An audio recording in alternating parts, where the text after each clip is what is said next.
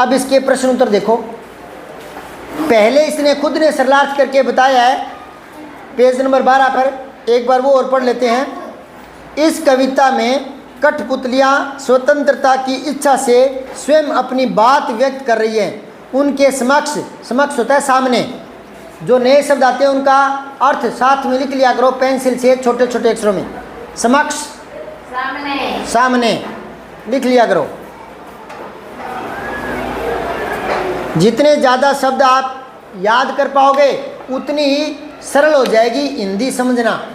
बाद में बड़ी क्लासों में कंपटीशन में पैराग्राफ आते हैं, उनमें से प्रश्न छांटने पड़ते हैं। तो पैराग्राफ समझ में कब आएंगे? जब सारे शब्दार्थ आते हुए होंगे, फिर उनके भाव निकल जाएंगे। नहीं तो कई बार कोई ऐसी पंक्ति होती है जिसमें 2-1 शब्द ऐसे होते हैं जिनका अर्थ नहीं आता, तो भाव नहीं समझ पाएंगे।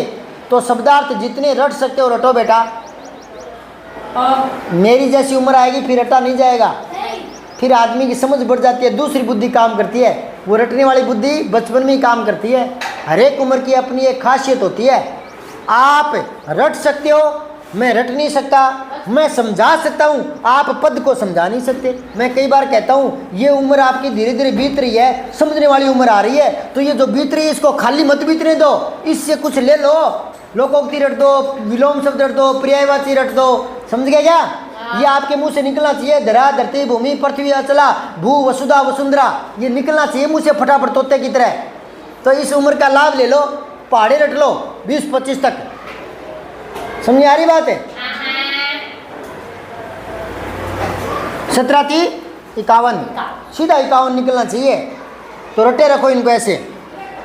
अब प्रश्न, अच्छा ये पहले पूरा पढ़ देता हूँ मैं। इस कविता में कठपुतलियाँ स्वतंत्रता की इच्छा से स्वयं अपनी बात व्यक्त कर रही है। इसके समक्ष स्वतंत्रता को साकार बनाने वाली चुनौतियाँ हैं, यानी स्वतंत्रता को बरकरार कैसे रखें, क्या क्या चुनौतियाँ आ सकती है। इसलिए तो वो पहले वाली कठपुतली सोचने में व्यस्त हो गई थी ना। धागे में बंधी हुई कठपुतलियाँ पराधीन है, पर अधीन, दूसरों के अधीन। पर होता है पराया। इन्हें दूसरों के इशारे पर नाचने से दुख होता है। दुख से बाहर निकलने के लिए एक कठपुतली विद्रोह कर लेती है। शुरुआत में तो एक नहीं कहा था ना, आवाज़ एक नहीं उठाई थी ना, तो विद्रोह कर लेती है। वह अपने पांव पर खड़ा होना चाहती है। उसकी बात सभी कठपुतलियों को अच्छी लगती है। स्वतंत्र रहना कौन नहीं चाहता, लेकिन जब पहली कठपुतली पर सबकी स्वतंत्रता की जिम्मेदारी आ गई तो वह सोच समझकर कदम उठाना जरूरी समझती है। पहला प्रश्न देखो, कठपुतली को गुस्सा क्यों आया? हाँ, चारों तरफ धागों से बंधी हुई थी और बंधन हर किसी को बुरा लगता है, इसलिए कठपुतली को गुस्सा आया। दूसरा प्रश्न है, कठपुतली को अपने पांव पर खड़ी होने की इच्छा है, लेकिन वह क्यों नहीं खड़ी होती? क्योंकि वो धागों से बंधी है। इच्छा तो है, उसकी इच्छा है, पर वो सोचती है कि कहीं मेरी इस आज़ादी की मांग से दूसरों का कोई अहित तो न हो जाएगा, और मुझ खुद पर जिम्मेवारी ज़्यादा आ गई तो मुझे भी संभलना पड़ेगा। कहीं दूसरों के लिए आज़ादी मांगना मुश्किल भरा काम न हो जाए, इसलिए वो खड़ा होने से झिझकी थी। पहली कठपुतली की बात दूसरी कठपुतलियों को क्यों अच्छी लगी? क्योंकि उन्हें आज़ादी साथ। बस वही लिखो कि गुलामी किसी को अच्छी नहीं लगती, सबको आज़ादी अच्छी लगती है, और इसलिए उन्होंने भी मांग कर दी कि हम भी आज़ाद होना चाहते हैं। और उन्होंने क्या कहा कि बहुत दिन हो गए, हम अपने मन के अनुसार तो चल ही नहीं पाए। ये लाइन आई थी ना कि अपने मन के छंद छुए बहुत दिन हो गए, आई थी ना। इसमें और देखो एक बात और जोड़नी है कि पहली कठपुतली ये सोच रही थी कि दूसरी कठपुतलियों की जो स्वतंत्रता है उसकी जिम्मेवारी भी मुझ पर है, इसलिए वो थोड़ा झिझकी थी। चौथा प्रश्न देखो, पहली कठपुतली ने स्वयं कहा कि ये धागे क्यों है मेरे पीछे आगे, इन्हें तोड़ दो, मुझे अपने पांव पर छोड़ दो। तो फिर वह चिंतित क्यों हुई? ये कैसी इच्छा मेरे मन में जगी? नीचे दिए गए वाक्यों की सहायता से अपने विचार लिखो। तो आपको उत्तर लिखना है, पर उसमें ये 4-5 बातें आनी चाहिए जो नीचे लिखी हुई है। पहली है उसे दूसरी कठपुतलियों की जिम्मेदारी महसूस होने लगी, ये बात आनी चाहिए। उसे शीघ्र स्वतंत्र होने की चिंता होने लगी। वह स्वतंत्रता की इच्छा को साकार करने, स्वतंत्रता को हमेशा बनाए रखने की बात सोचने लगी। वह डर गई क्योंकि उसकी उम्र कम थी। तो इसमें से कौन सी बात ज़्यादा अच्छी लगी उसके आधार पर आपको समझाना है। हाँ, उसे दूसरी कठपुतलियों की जिम्मेवारी भी उठा महसूस होने लगी। तो उसने सोचा कहीं कोई गलत कदम तो ना उठ जाए, इसलिए वो चिंतित हो गई।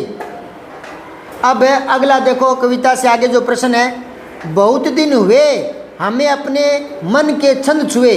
इस पंक्ति का अर्थ और क्या हो सकता है? और क्या हो सकता है, यूँ कह रहा है वो। अगले पृष्ठ पर दिए गए वाक्यों की सहायता से बताओ। आगे 2-4 वाक्य दे के उनको पहले पढ़ लो, फिर इसका उत्तर लिखना है। बहुत दिन हो गए मन में कोई उमंग नहीं आई। बहुत दिन हो गए मन के भीतर कविता सी कोई बात नहीं उठी जिसमें छंद लय हो। बहुत दिन हो गए गाने गुनगुनाने का मन नहीं हुआ। बहुत दिन हो गए मन का दुख दूर नहीं हुआ और नए मन में खुशी आई। तो किस बात को लेकर समझाना चाहोगे आप? वो कह रही है कि बहुत दिन हो गए हमने अपने मन के भाव व्यक्त नहीं किए, मन के अनुसार हमने स्वतंत्रता से चलना फिरना नहीं सीखा। हम तो दूसरों के इशारे पर ही नाचती आई हैं, इसलिए आज़ाद होना चाहती है, यूँ कहना चाहती है वो। अब दूसरा प्रश्न देखो, नीचे 2 स्वतंत्रता आंदोलनों के वर्ष दिए गए हैं। इन दोनों आंदोलनों के 2 स्वतंत्रता सेनानियों के नाम लिखने हैं आपको। तो 1857 में एक तो झांसी की लक्ष्मीबाई का नाम लिख देना, एक के मंगल पांडे लिख देना, तात्या टोपे लिख देना। अब है 1942 में एक महात्मा गांधी का नाम लिख देना, जवाहरलाल नेहरू का लिख देना, या सुभाष चंद्र बोस का नाम लिख देना। 3 बता दिए, 2 लिखने हैं, 3 लिख देना। समझाई बात है? दोबारा देख लो, 57 में कौन कौन थे वीर जो देश के लिए लड़े थे? मंगल पांडे, लक्ष्मीबाई, है ना, और तात्या टोपे ये। और 42 में महात्मा गांधी, जवाहरलाल नेहरू, सुभाष चंद्र बोस। समझ में आ रही बात है? और भी बहुत थे, पर इसने कहा 2 नाम बताओ। अब आओ भाषा की बात में देखो, कई बार 2 शब्द आपस में जुड़ते हैं तो उनके मूल रूप में परिवर्तन हो जाता है। ध्यान से सुनो इनको। वो कह रहे हैं कई बार 2 शब्द आपस में मिलते हैं तो उनका जो मूल रूप है वो बदल जाता है। कैसे? ये उदाहरण से बता रहा है। जैसे काठ, काठ होता है लकड़ी, काठ और पुतली, तो इनको दोनों को मिलाओगे ना तो काठ शब्द नहीं रहेगा, फिर वो बन जाएगा कठपुतली। क्या हो जाएगा? कठपुतली। ऐसे ही और शब्द देख लो, काठ और गुलाब हो गया कठ गुलाब। एक और सुनो, काठ और फोड़ना तो कठ फोड़ा, काठ फोड़ने वाला, तो उनको मिलाकर हो जाएगा कठ फोड़ा। ऐसे बन रहे हैं। तो वो कह रहा है आप भी बनाकर दिखाओ। आपको संकेत दे रहा है ये हाथ और हथ। तो हाथ और हथ को आप लिख सकते हो हाथों हाथ। और अलग बनाना चाहो तो हाथ हाथ और कड़ी तो हो जाएगा हथकड़ी। समझ गए? हाथ और करगा हो जाएगा हथकरगा। ठीक है? और एक और हाथ से चलाया जाने वाला गोला, हाथ गोला, तो वो मिलाओगे तो हो जाएगा हथ गोला। क्या हो जाएगा? हाँ। ऐसे ही मिट्टी मट तो हो जाएगा मटिया मेट, मट मेला अलग शब्द बन गया। ठीक है? अब आओ दूसरा प्रश्न देखो। कविता की भाषा में लय और तालमेल बनाने के लिए प्रचलित शब्दों और वाक्यों में बदलाव होता है। ये समझाई लाइन? कह रहा है कि कवि लिखता है ना तो उनके शब्दों को आगे पीछे कर देता है ताकि लय बने, लय तुक मिल जाए। समझ गए होंगे आप? जैसे आगे पीछे अधिक प्रचलित शब्द है लेकिन उसने जोड़ी बनाने के लिए आगे पीछे को पलट दिया, पीछे आगे कर दिया। क्यों कर दिया पीछे आगे? क्योंकि उधर धागे है, धागे तो आगे ले आया। ये समझ आई बात है? कह रहा है कि इस प्रकार के शब्दों की जोड़ियों में आप भी परिवर्तन कर सकते हैं। जैसे दुबला पतला बोलते हैं अपने, तो कोई ऐसी लाइन बनाओ जिसमें पतला दुबला आ जाए। आगे कह रहा है कि इधर उधर, तो इधर उधर को पलट दो, उधर इधर कर दो, ऐसी कोई लाइन बनाओ जिसमें लास्ट में इधर जच जाए। फिर ऊपर नीचे बोलते हैं अपने, ऊपर नीचे, तो इसको यूँ कर दो, नीचे ऊपर, है ना। कोई लाइन बना लो। अच्छा, दाएं बाएं, तो इसको बाएं दाएं कर सकते हो। गोरा काला बोलते हैं तो काला गोरा कर दो। लाल पीला बोलते हैं तो पीला लाल कर दो। तो कोई दो दो लाइन बना के दिखाओ। लो मैं बोल रहा हूँ, रफ कॉपी पर लिख लेना भले ही एक बार। रफ कॉपी निकालो। पहला है दुबला पतला, तो आपको इसमें करना है पतला दुबला, लास्ट में दुबला लाना है, ठीक है। तो कैसे करोगे, ऐसे लिखो, गुस्से में उबला लड़का पतला दुबला। गुस्से में उबला लड़का पतला दुबला, तो दुबला लास्ट में ले आओ। गुस्से में उबला लड़का पतला दुबला। अब ये पतला दुबला आ गया ना, जबकि हम क्या बोलते हैं, दुबला पतला। ऐसे पलटना है। अगला देखो, इधर उधर लिखा हुआ है, इधर उधर, तो आपको करना है उधर इधर, लास्ट में इधर लाना है, ठीक है ना। तो आप इसका ऐसा बना लो, अब जाऊं मैं किधर, अब जाऊं मैं किधर, देखूं खड़ा उधर इधर, देखूं खड़ा उधर इधर। अब जाऊं मैं किधर, देखूं खड़ा उधर इधर। ऐसे तुक मिला लो।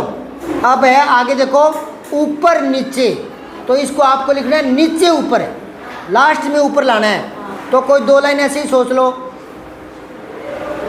छाया अंधेरा भू पर, लिखो पहले लाइन लिखो, छाया अंधेरा भू पर, भू मतलब धरती, छाया अंधेरा भू पर, बादल घिर आए नीचे ऊपर, बादल घिर आए नीचे ऊपर, बादल घिर आए नीचे ऊपर।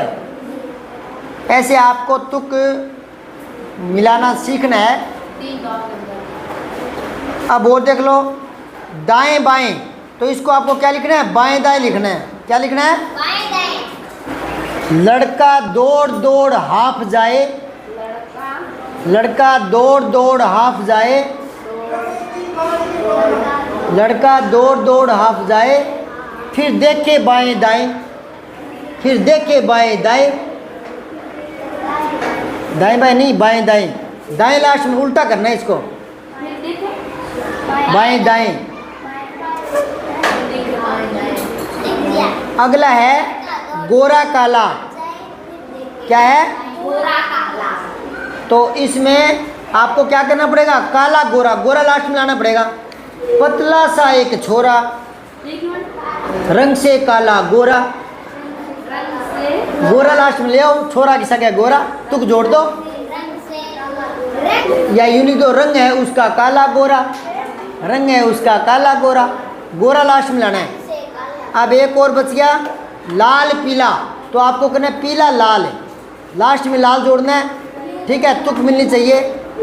चिड़िया ने देखा एक जाल, चिड़िया ने देखा एक जाल, चेहरा हो गया उसका पीला लाल, चेहरा हो गया उसका पीला लाल, लाल बाद में ले आओ। तुक मिल गई ना, देखते ही चेहरा हुआ पीला लाल, ऐसे जोड़ दिया करो। ऐसे घर पर प्रयास किया करो, खाली मत बैठे रहा करो, कुछ ना कुछ करोगे ना तो दिमाग क्रिएटिव हो जाएगा, क्रियात्मक, है ना, कविता लिखना सीख जाओगे।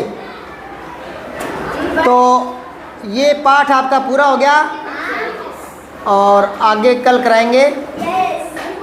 सब्सक्राइब करके बेल आइकन ज़रूर दबाएं।